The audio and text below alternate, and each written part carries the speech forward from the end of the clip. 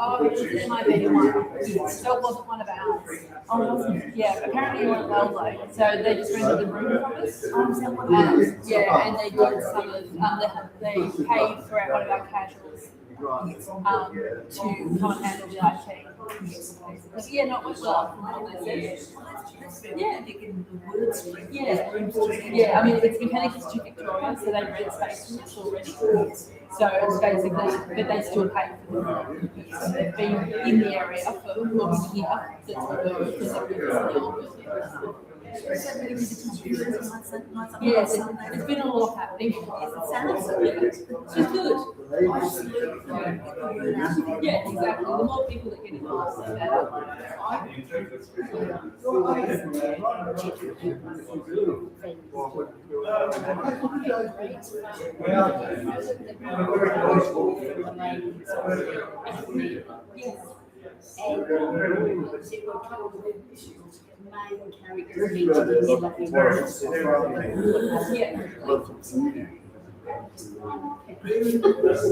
Chasing them up because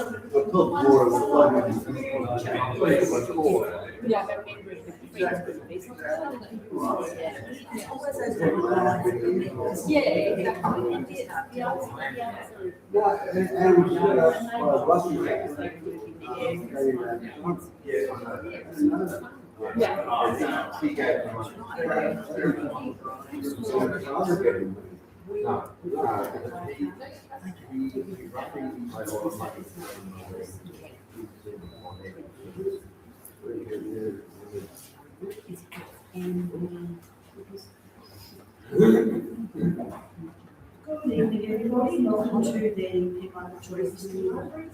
I'm Judy Davis. I'm President of the Chair of the Board, as people have not met before.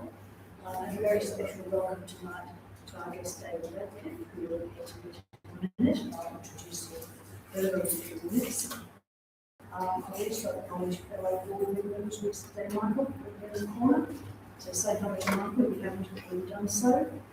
Our library is located on the lands of the Wandering World people of the nation, so we pay our respects to their elders past and present, and to the Aboriginal elders in other communities who may be here with us today or watching online.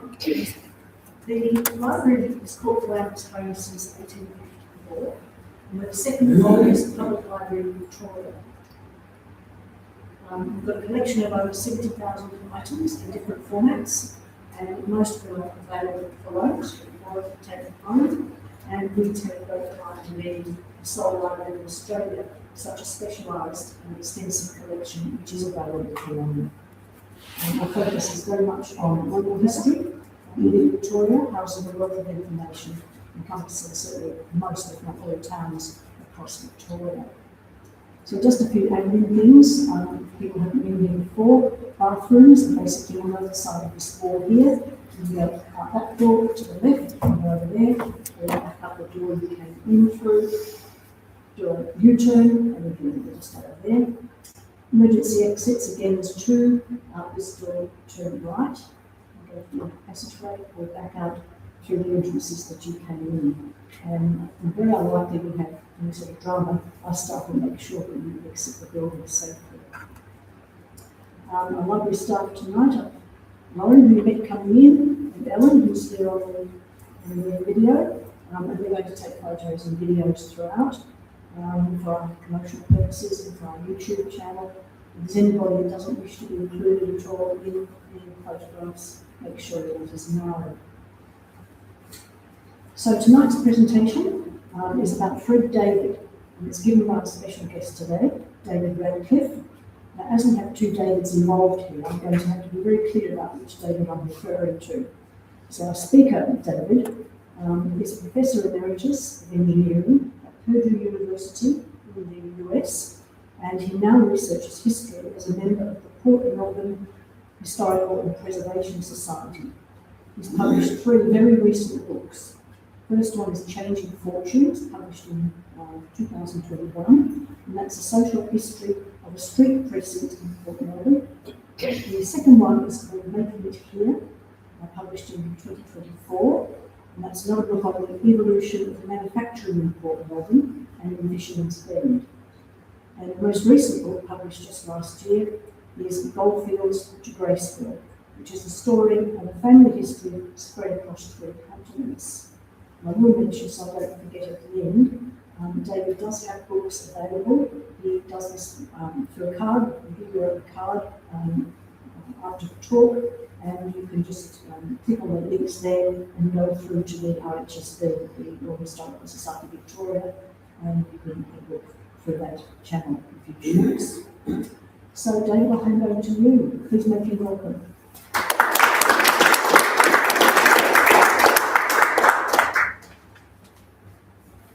Thank you. I want to check, is this working all right? Excellent. So, thank you for coming, and for those who are viewing it online. Tonight, as the introduction said, I'm going to speak about Fred David. He was born Friedrich Wilhelm David in Vienna on the 17th of February, 1900. So, tonight is the 126th anniversary of his birth. He formally changed his name to Fred David by default in 1939 after he came to Melbourne. His life was shaped by the major geopolitical events of the 20th century: Imperial Europe, First World War, collapse of Austro-Hungary, the Weimar Republic in Germany, Wall Street collapse, the rise of the Nazis, the Second World War, the Cold War. And his career traversed an industry that really defined the 20th century, that is aerospace, from fabric-covered aeroplanes to guided missiles. So tonight I'm going to tell his story. It's a series of chapters, life episodes, if you will. It's not very technical. I'm more interested in Fred David, the person, than the technical thing. So, making his way, he was the second of 3 sons for Heinrich and Hermann David. They moved from South Moravia, which is now part of the Czech Republic, into Vienna just before Frederick was born. His father died when Frederick was 14. 6 months later, Europe was in war. So against that background, that loss of innocence, Frederick made his way in the world. So let's explore that. Imperial Vienna. So the Davids, like many other Jewish families, moved to Vienna after emancipation. Part of a broader, quite massive migration to the capital from all parts of the Habsburg Empire in the latter part of the 19th century. To give you some numbers, Vienna in 1880 had a bit over 700,000 people. 1890 was almost double, 1,300,000, and by the turn of the century, it was over 2 million. So there was massive change socially, economically, apartments going up, also at the time of massive change in which Fred David grew up. About the time he entered high school, there were conversations taking place in that most Viennese of places, the cafe. And those conversations would shape geopolitics for the next 50 years and consequently Friedrich's life. Some of the people taking coffee, browsing the newspapers, having political conversations included Leon Trotsky, Adolf Hitler, and Joseph Stalin. Not far away, of course, Archduke Franz Ferdinand was living in the Habsburg Palace because his assassination brought on the war. Frederick was finishing his high school studies during the war, and in the immediate aftermath, he studied engineering, mechanical engineering, at the Technical University of Vienna. There's a lot of unrest in the streets. The Habsburg monarchy had collapsed. Austro-Hungary had fallen apart into its component ethnic groups and countries. The First Austrian Republic was formed. The spiraling inflation, people in the streets. That sign actually suggests political union, that Greater Germany is our future. So that's the talk about the Anschluss, which of course happened 16 years later. So not much future for Austria about the time that Friedrich was graduating from university in 1922.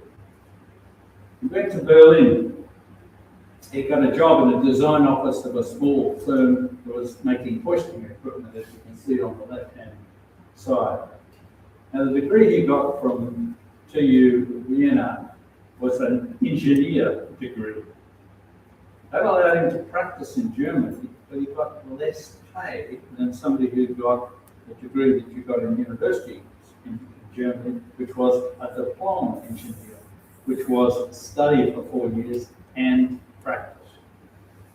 So Friedrich used the practice at this firm, his first job, to get a diploma engineer from TU, Technical University of Berlin, in 1923. That allowed him to have wider opportunities. Because there weren't many opportunities in 1923. This is the year of hyperinflation, and there's a $500 million mark on the right-hand side.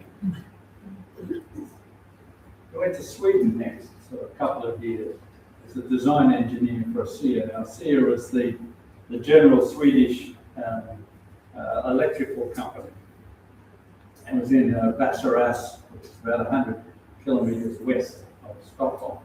Founded in 1883, they made heavy electrical equipment, generators, motors, transformers, and later on locomotives. So it's a big organisation, as you can see. This facility in the image is built in 1919. A very expensive place, 4 stories high, there you can't kind of see that. So he's moving to a very large industry. Unbeknown to Friedrich, the symbol, the icon, the logo that ASEA used is something which would have meant nothing at the time, but would come to mean something quite different in the next 10 years. This is the logo that ASEA used at the time. Because we know the swastika is a 7,000-year-old symbol from Sanskrit of goodness or good fortune and wellness. The Nazis had started, they designed the flag about the 1930s. They were starting to be used, but it wasn't known, so it wouldn't mean anything. And it's just one of those eerie coincidences that perhaps Fred looked back on. ASEA stopped using that symbol in 1933. The next phase, having got himself established and got this other degree, was the pivot point in his career. 1925, he's age 25, and he joins Heinkel Aircraft Works in Germany. So Ernst Heinkel founded the company in May of 1922 at Warnemünde, which is on the Baltic coast. It had been a base for the German Navy, where they tested float planes, seaplanes, and so forth. Friedrich, one of his first jobs was to design some rails on which an aeroplane with a very powerful engine could just take off from a ship. And it was tested in Japan. And later on, the company that was assisting, called Aichi Watch and Electric Company, made 16 of these under license for Heinkel, Japanese Navy. All this will make sense. So Heinkel designed a lot of aircraft. He manufactured very few. Why? The Treaty of Versailles. So Germany, 1919, Treaty of Versailles, Germany's forbade from making military aircraft. So their cycle skirted around this, and there's Heinkel in the slight colour of maybe more on the left there, the group. He skirted them by designing and prototyping new types of aircraft. He'd then get them made under license somewhere else, Sweden, Japan, USA in the early days. And the person who made them for him in Sweden, and this is a Swedish aircraft, you can see the three crowns, was Carl Bucher. And he'd been a fighter pilot during the First World War, and he was also the pilot who flew the float plane in Japan off the rails that Friedrich was on. Keep that in mind. How did they get away with this? Whenever they were designing a plane in the works that was for military use and there was an inspection from the Versailles people, they'd go and hide it in the sand dunes and get away with it. Anyway, Friedrich got to learn the business of aircraft. He learned aerodynamic calculations. He was recognized for his mathematical excellence. In November 1926, he's only been there a year and a bit, he becomes the manager of an office of 22 staff doing all the calculations, including quite complex statically determinate analysis. 1927, Friedrich designed a launch system for aircraft from ships. Now, this one is a catapult system. The other one was just a strong engine for the aircraft. And the idea of these catapults was to deliver mail quicker across the Atlantic. So you put the plane on the ship goes most of the way across the Atlantic, and then it takes off a day or so out, and the mail gets to there that much quicker. And there's a picture of a Lufthansa from the Bremen, so involved in that. Friedrich also tried his hand at teaching. So in the winter of 27-28, he taught at the German aviation school, which is adjacent to the Heinkel Works. This is in addition to his regular duties in the company. He was a very effective teacher. The students all did well, etc. So it looks like his career has blossomed. Then all of a sudden, March 1928, he voluntarily leaves Heinkel. No idea why. 9 months later, he turns up in the US. So in January 1929, he sailed to America and joined the Knoll Aircraft Corporation. This was another little startup in Wichita. Wichita, Kansas was the aircraft capital of America at the time. And he became the assistant chief engineer there. It's a startup that was built around a guy called Felix Knoll, a local businessman in Wichita, brought him in and brought other people. Knoll was a former chief engineer of Heinkel, and there were lots of other people from the German industry there too. Knoll totally overstated Friedrich's qualifications. There's a newspaper article called Dr. David is coming, meaning he's got a PhD. He's a recognized authority, there's all this blah blah. As you'll see, Friedrich David was a very humble person, so what he made of these splashes and headlines, we don't know. He also got back to the teaching, so later on in 1929, in August, he proposed a course at French University. This is a Quaker institution in Wichita. And it was going to be an aerodynamics course that you didn't, for a broad audience, you didn't need to have mathematical background. A month later, abruptly, as you see on the right-hand side, it was cancelled. Why? This newspaper article on the right says, it was keen disappointment for those who'd signed up for the class, especially the girls, that they had decided to become air-minded women. So it was interesting that he was giving a non-technical class. He was sharing his knowledge more broadly. So why did he put on the class and then the class did it happen to go? Knoll Corporation went bankrupt. There's a whole side story there, but this was October 1929. Okay, so stock market crash, lots of things happening. So now we're in October 29. He disappears again, and he pops up somewhere early in 1930, back at Heinkel.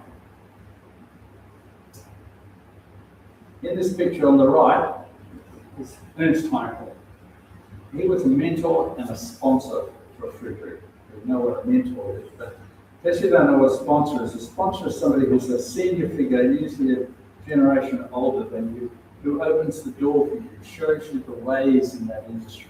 And as you'll see, Heinkel played a major role in Friedrich in that regard.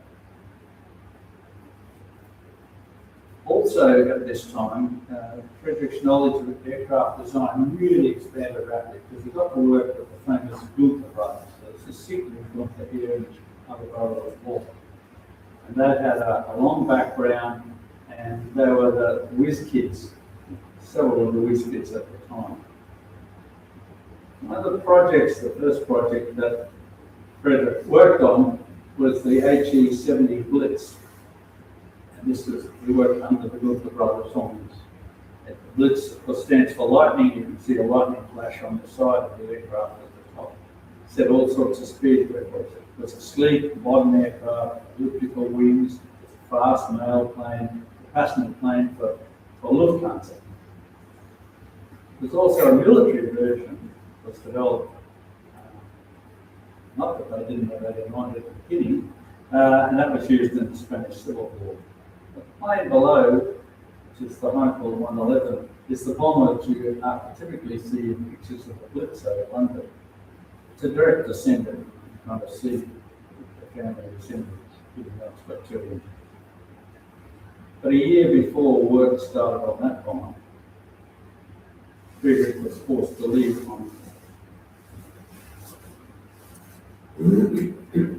So in January 1933, Hitler becomes Chancellor. February, the Reichstag burns down, civil rights are suspended. March, the Enabling Act, all sorts of dictatorial powers. April, Jews and other undesirables are removed from civil service, and that's where Friedrich had to go. So it was in the civil service, but everybody knew what was required. Over the next 6 years, he stayed one step ahead as things steadily worsened.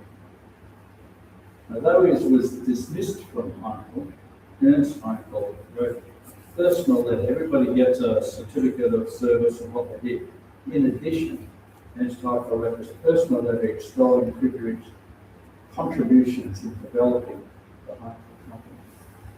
And as we'll see, he helped Friedrich over the next couple of years. Friedrich went to Berlin, and a couple of months later, he married also Frankenberg. He was 33, she was 33,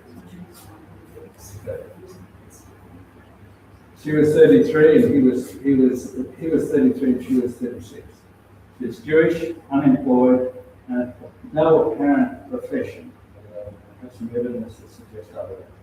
Their wedding day is seen in history as that day. We've all sort of seen this picture before. And all the books were in central Berlin. So that's their wedding. And it was a year before Friedrich had any other work. So he pops up in central Germany at Kassel in May 1934 as a design engineer for Gerhard Wessel.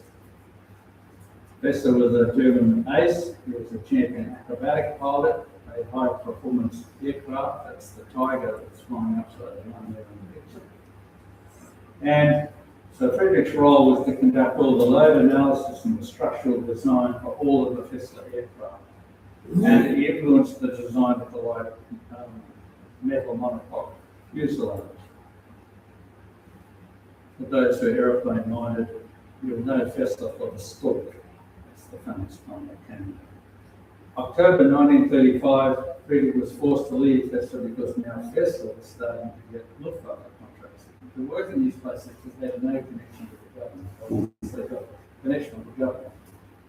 It was noted on his certificate of work that he had impeccable leadership, a clear way of thinking, ability to transfer theoretical investigations into practice in a simple form. month later, he turns up, November 1935, back in Berlin, and now he's the head of the project department for Boomerang Aircraft. Remember the name from there. So Charles Booker is the person who made aircraft for Heinkel in Sweden. He's the one who flew the aircraft off the launch ramp rails that Friedrich designed in 1925. His best known aircraft you can see there is the Jungmeister in 1936. It was a demonstration, it was used in a demonstration sport in the Olympics. You can see the Olympic rings. And it went on to become the advanced Luftwaffe trainer later. He's there in November 35. January 37, Friedrich's forced to leave. And his next move brings the Heinkel Buka Japan story to full circle. So he turns up in Japan. So in March 1937, he and Elsa sailed to Japan. He's got a one-year contract as an aerodynamics consultant for the Aichi Watch, an electric company. They're the ones who did the launch, and they subsequently built the aircraft under the license of the 1920s Heinkel designs. That's the one on the left, and that's the launch rail. Goes back to 1925. The plane that Friedrich worked on is the one on the right, which is known as the Bell. And you'll see it's got elliptical wings. You can see the inheritance that came from the HE7. HE had a couple of HE7 shipped over, so they knew about the HE7. Had good pay, they had a house, but they were totally isolated. Friedrich wasn't allowed to go to the manufacturing. He had to work quite separate from the design team, which is just an anathema. If you're working on an engineering project, you've got to be in a team. You've got to communicate. And so he was off by himself. He had a security guard that took him into the works on occasions. So it really wasn't a whole lot of fun. It must have been even more isolated also. And in 1938, she heard of the death of her mother in Berlin. January 38, he signs a second-year contract. Of the increasing presence of Nazis in Japan due to the pact that had been signed between Nazi Germany and Imperial Japan against the Soviets, things were getting close. So in December 1938, the passports were stamped with the red J, signifying them as Jews. And of course, all the men had to be called Israel, and all the women had to be called Sarah. Things were getting dangerous. So the very things that they've been trying to stay one step ahead of the Germany finally catching up. We're now effectively stateless. They thought about getting refuge and moving to America, get a secure future there. But fortuitously for us, the Australian trade attaché in Japan said, hey, let's work for you at the Commonwealth Aircraft Corporation in Melbourne.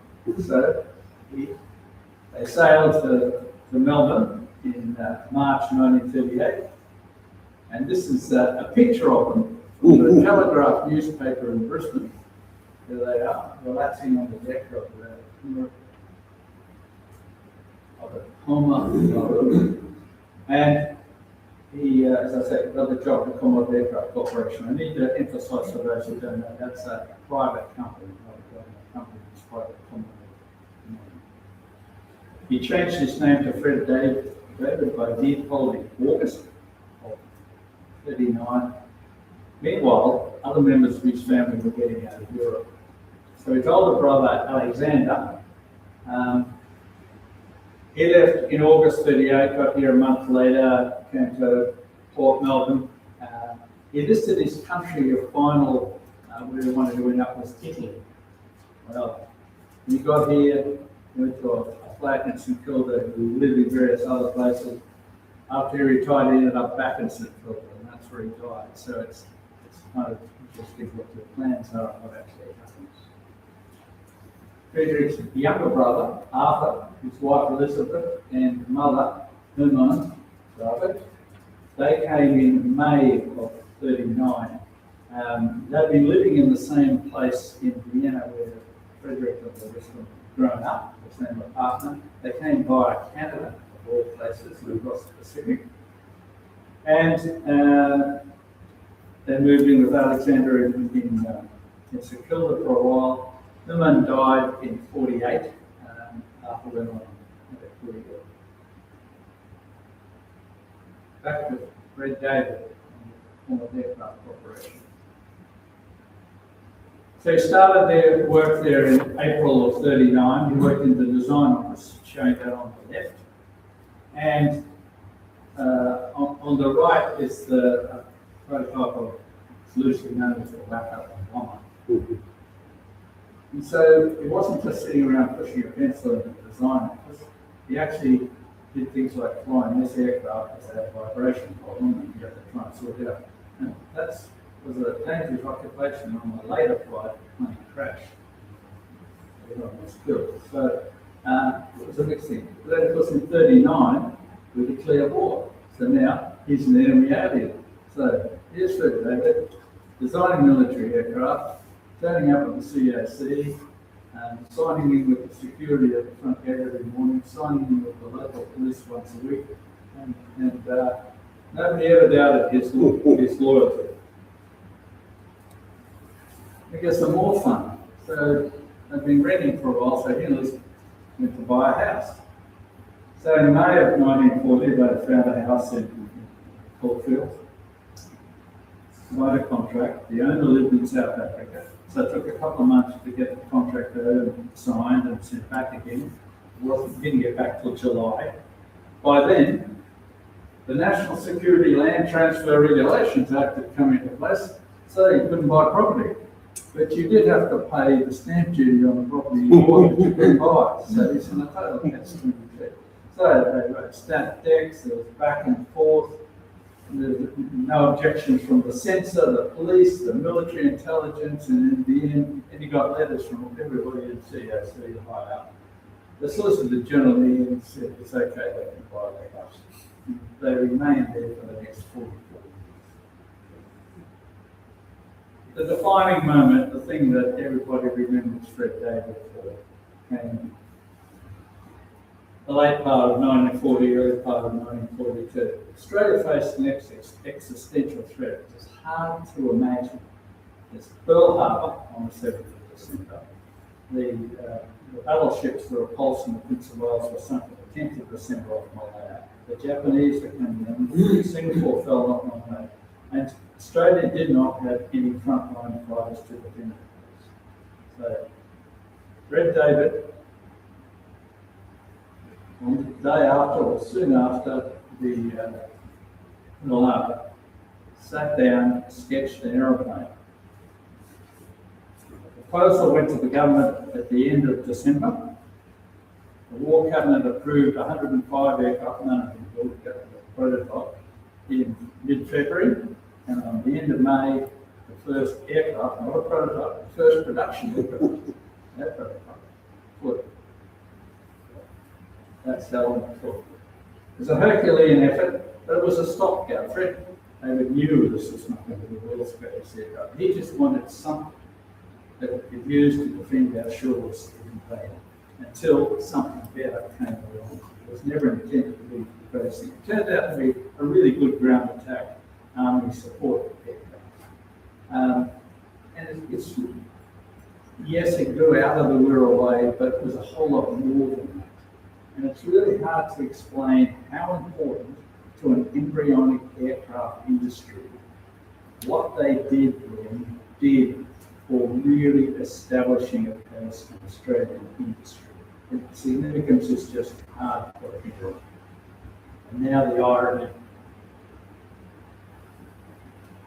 The dive bombers used at Pearl Harbour, the dive bombers used in Darwin, no, that bombs that Fred David worked on.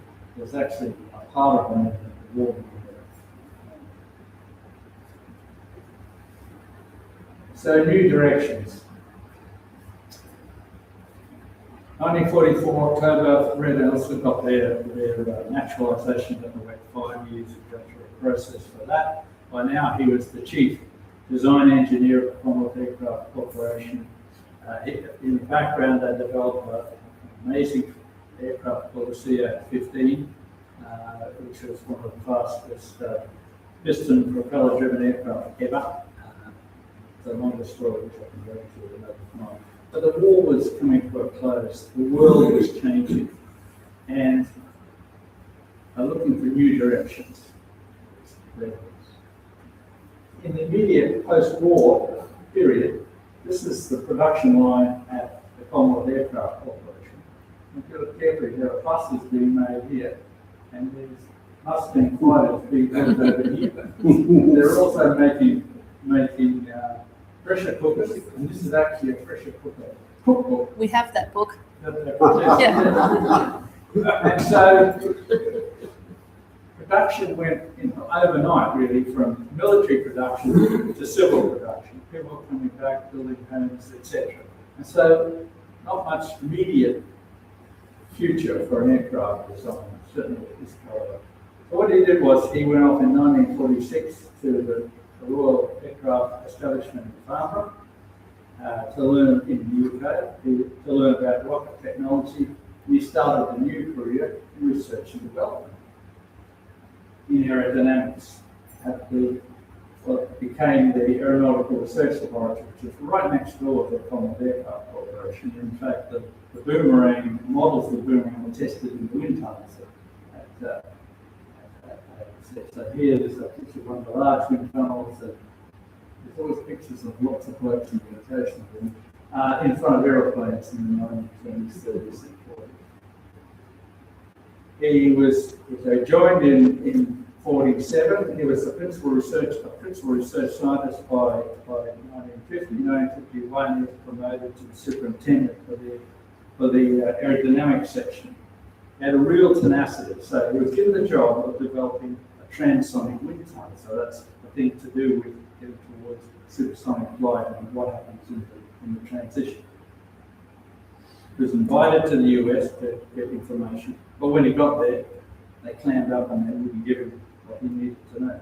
So they came back, designed it themselves, worked out what they needed to work out theoretically. They used surplus, army surplus supplies and equipment, had a shoestring budget, and they pulled together what Coombs, the head of ARL, so it's a really fine piece of equipment. So it's a sort of a testament, probably the main thing at ARL that we could point to. He did lots of other stuff. He was elected as a fellow of the Royal Aeronautical Society of London in 1956. But there's more to life than that. So this is one of those images you hope you'll find, which you've got to be lucky to find.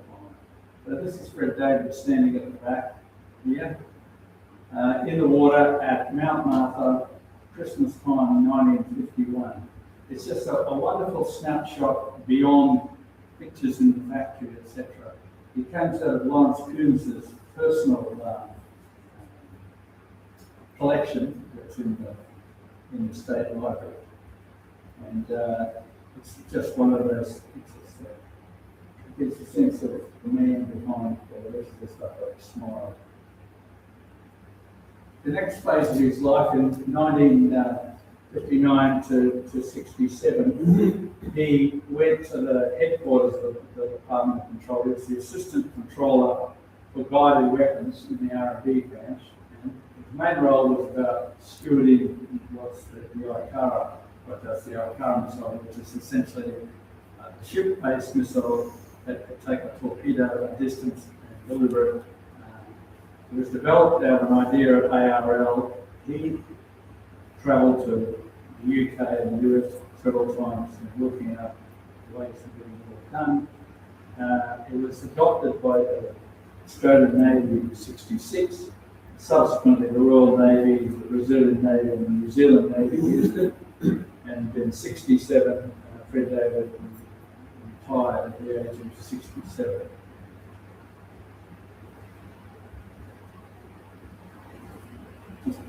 Trying to get a sense of him. Here he is a little later on, and in a letter. He's a really humble guy. And when Lawrence Coombs retired, in '64, Coombs wrote a long list of the achievements of Fred David. And Fred David was so embarrassed, he wrote a letter saying, "Oh, you shouldn't have said all those things, and you know, I appreciate much your kindness." And you know, it says so much about him. He was really unassuming. He was apparently liked to joke. He had a good sense of humour. People liked him. Lawrence Wacker, who was the head of CRC, who was not a shrinking pilot, when he wrote his autobiography, Wacker, he singled out 4 engineers at the Commonwealth Aircraft Corporation. One of those was Fred David, coming from Lawrence Wacker, that's photographs. At the ARL, Fred David would often be the acting director or organiser or chair meetings because he wasn't somebody people were worried about was going to feather his own nest. So it gives you some idea of the person. But beyond engineering, his love seems to have been music. He was in a chamber quartet, played the cello, very Viennese sort of thing, if you think about it. He also sang in the choir. But we don't know very much about that part of his life. He was so quiet, and so those who would have known him at the time were long apart. The final chapter. In 1967, after retiring, he also took a trip to Israel, Italy, and Greece. Not entirely clear what else he did in his retirement. He did some consulting. I think he did some teaching. He had the music that he could continue with. Also passed away in 1984. They had no children. In later years, Fred found companionship with Lily Renau, who was a widow and a fellow refugee from Europe. And Fred David passed away in 1992, age 92. He continues to be held in the absolutely highest regard in the historic aircraft community. Boomerang reborn. On the right is the first restored Boomerang. Boomerang restored to airway. There's a longer story there which I can tell you about an earlier. So this particular one was completed in August 43, CAC. It served in Northern Australia, they've been in Northern Australia. Like all of them at the end of the war, went into a boneyard at Oakey, west of Brisbane. There they rotted away. Farmers bought these old aircraft or parts and bits and pieces to fix up the track. And in 1976, a 16-year-old lad called Matt Denning purchased what you see on the wall, which was all that remained. And over the next 20 odd years, he painstakingly put together. He created all the drawings again. He went back and spoke to people to work out, well, how did you make that? What techniques did you use? So he recreated not just the aircraft, but the means of making the aircraft. So this aircraft embodies not just what you see, but what's behind. It flew for the first time in 2003. It's now part of the RWF Heritage Squadron. It became part of that 2019, and occasionally it flies. And here's a stat for you. The time I read the book, which includes this stuff, there were 5 restored boomerangs. That's 2% of the total 250 that were built. Putting this in perspective, only 0.06% of all the Spitfires. That's my fitting tribute to Fred. I'll leave it at that and take any questions.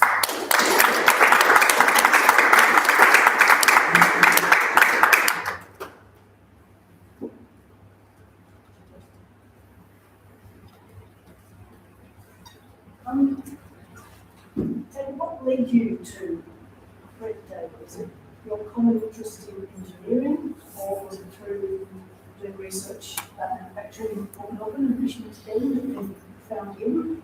How did you? So what led me to Fred David was really the second I was wanting to write a story about manufacturing in Port Melbourne and Fishermans Bend in the years sort of up to the Second World War.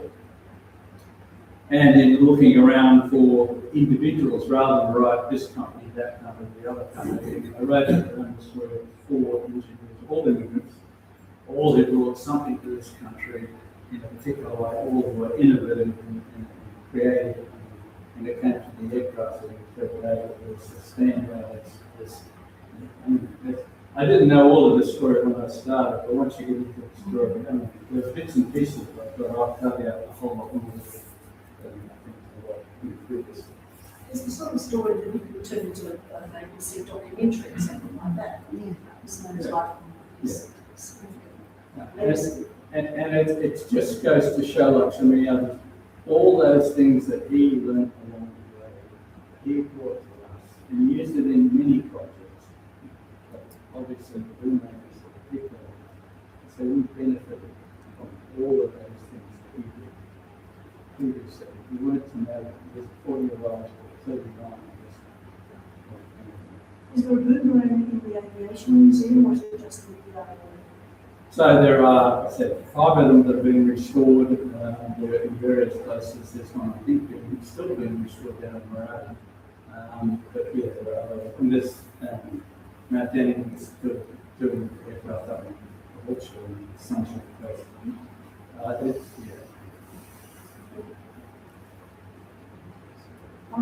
So is there an archive of these papers, or how did you find some of the documents? The question is there an archive of his papers out there?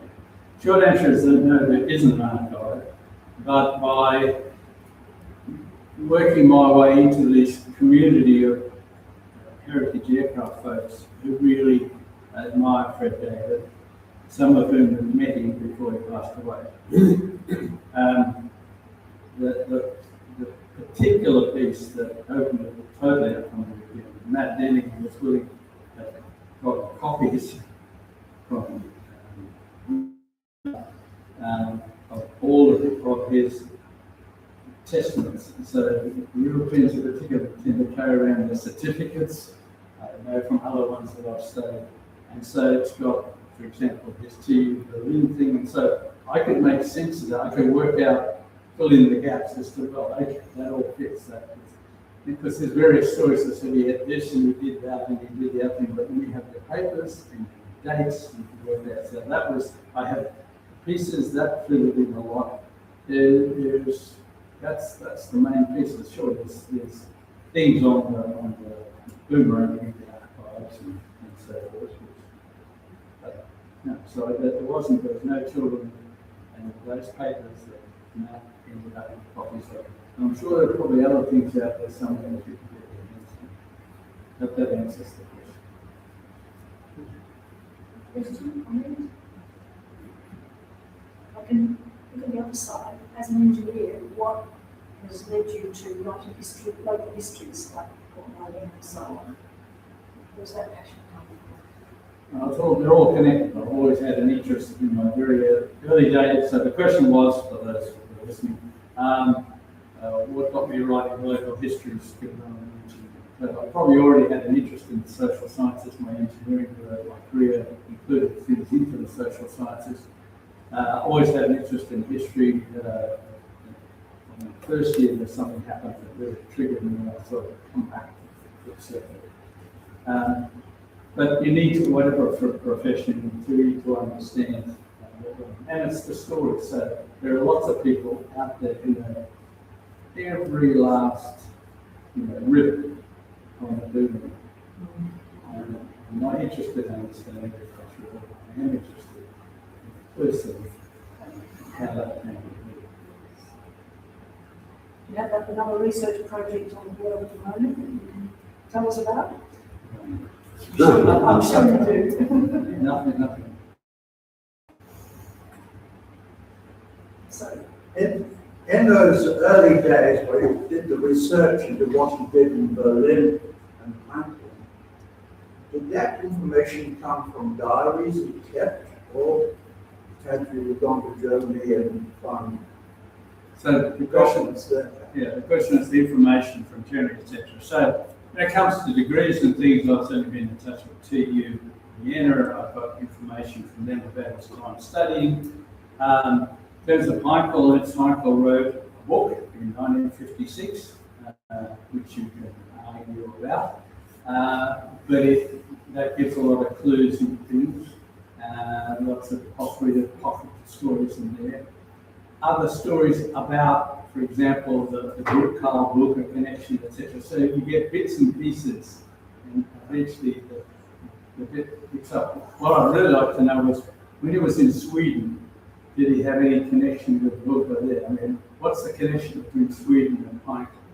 So there's lots of questions I still have. Where did he go for 9 months after Knoll in America? I mean, he sailed out of Montreal. So I went looking for him in aircraft companies in Canada. You know, so there's lots of intriguing gaps in his story. And I did have one single-page resume he had written, which just bare bones. And he moved around a lot, and he's at each place for a fairly short time. So, well, exactly. So why did he go to America? I mean, there's lots of other Heinkel and other German people there, and so I guess it was, 29, and it's exciting that the aircraft industry is taking off like no, there's lots of missing pieces, but that's all part of the mystery. I think I've pulled it together. I mean, I run it by Matt Dinning and other people who know other bits of the story. I think I've got the story basically. Just congratulations, David. I did meet Frederick You did? back in 1982. I used to be an aeroplanicist at CAC, and we were having a superintendent's reunion. And he came along. He was only 82 then, and I met him. He's a very polite, very charming person. Probably is a quiet achiever, means that he doesn't write very much about his achievements. So I congratulate you on finding out so much about him. What a big effect he had on design in Australia, which is worth recording. Thank you. Thank you for the comment. I'll chat later about it. It's always nice to meet somebody who's get the person. Just changing the subject slightly, but back to the Boomerang, because I personally didn't know anything about Fred David before your interesting lecture this evening. But on the Boomerang, I think there is a flying Boomerang at Temora. Yeah. Temora has this warbirds display, which is in New South Wales, Temora, and they run these air shows, and they occasionally lend their aircraft to the Avalon Air Show, which is run biennially down here at Avalon on the way to Geelong. So you can sometimes see it flying at Avalon. Failing that, you can see that these warbirds displays in Temora. There is one to be held this October. I think there's a very good chance they'll fly the Boomerang. Yeah, so I went to tomorrow, then it then became part officially of the 100 squadron, which is the reference squadron. I don't think they fly very much. Okay. I've seen it. Or long places. I've seen it fly windshields and Yeah. well, they've just taken all the jets. They've just taken the Canberra and the Sabre and whatever out. They're not flying anymore. So this one's good. We've seen one. I've seen it flying, yeah, the one you were talking about, I've seen it flying. Yeah. Both in Temora and at Avalon. This is in the last 10 years. So there was an earlier plane that was built in the 90s. It was, you probably call it a replica. It was a restored Boomerang, but it had Texan wings. So the T6 Texan was that they both, so the original North American trainer, evolved into the 36 section, evolved through into the Boomerang. The Boomerang sort of led to this. And so they're both cousins, but that aircraft wasn't strictly a Boomerang. This one it really goes back to its origins and the tools and the techniques that they rebuilt everything from skeleton. Yeah. But yes. Questions, comments? Yes. Do you know why he didn't have any children? The question is, do I know why he didn't have children? No idea. I mean, I can speculate, but I didn't say it, just say I have no idea. What about the rest of his family? Were you able to track any of them down? So, You said his brothers came as well. so his brothers, so Alexander didn't have any children. Arthur had two boys, and I was going to try and track them down, but one of them was about my age. But I was focusing on Fred to be, I don't know how much they know about their uncle anyway. So no, there's really no other. What I'd really like to find is Alexander's, so Alexander wrote a play on Samson in German. He wanted to get it published, so in his will, he left his typewriter and some money to the woman who lived in the flat next door to get it published. She died 6 months later.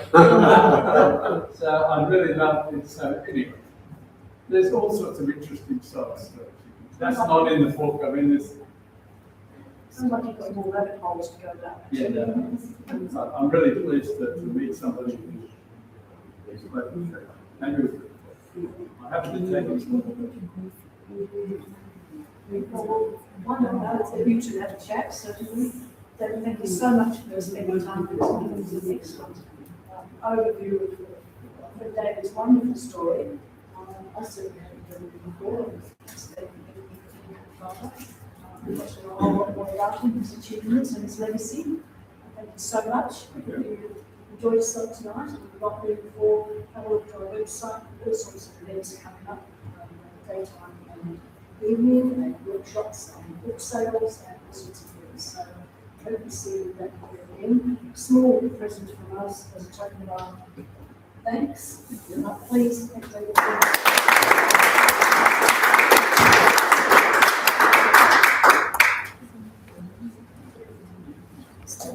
Coffee, biscuits.